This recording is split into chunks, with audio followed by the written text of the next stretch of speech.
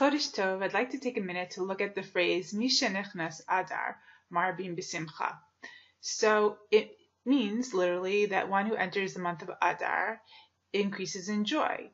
Now, it doesn't happen at the turn of the moon all of a sudden. The month of Adar is here and all of a sudden we feel joyous. So I think what the prevailing attitude is that, the month comes and we know we're supposed to be happy, so we put on that smile, that mask, so to speak, and we sing, we dance, we do happy things, and we act joyous, so we'll be full of joy.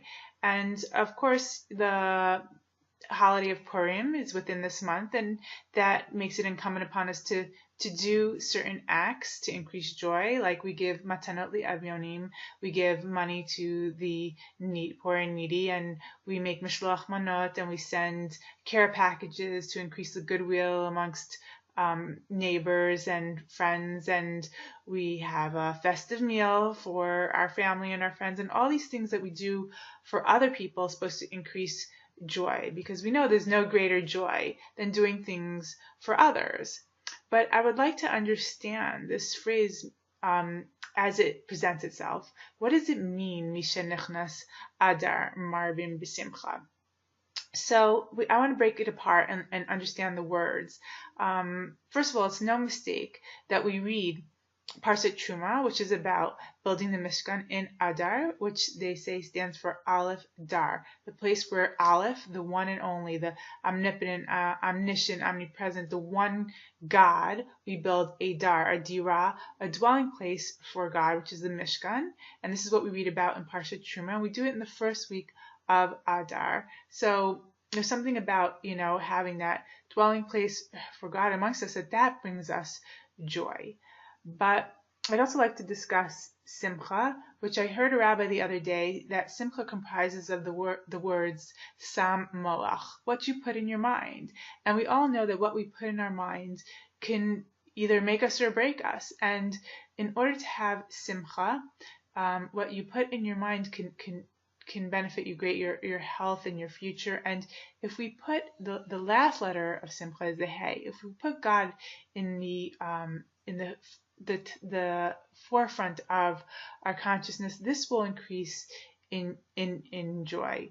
And I think that if we expand on the concept that we just spoke about of Adar, we can understand this in a deeper way. Adar, if you look at the Aleph, which can also represent the very beginning, all we have in the very beginning or of life or of anything is just ourselves.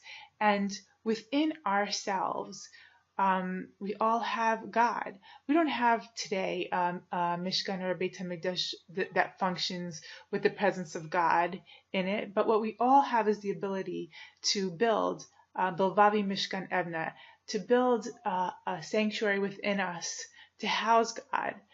And it's not that God's not there. God resides within each and every one of us, but we have to make that space.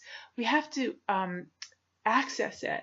And if we make that space and we acknowledge the God within us, then this will bring us to peace of mind, because we'll have that knowledge that we have a piece of the eternal. We have we'll be empowered by being aware that omnipotent God resides within us. So it empowers us.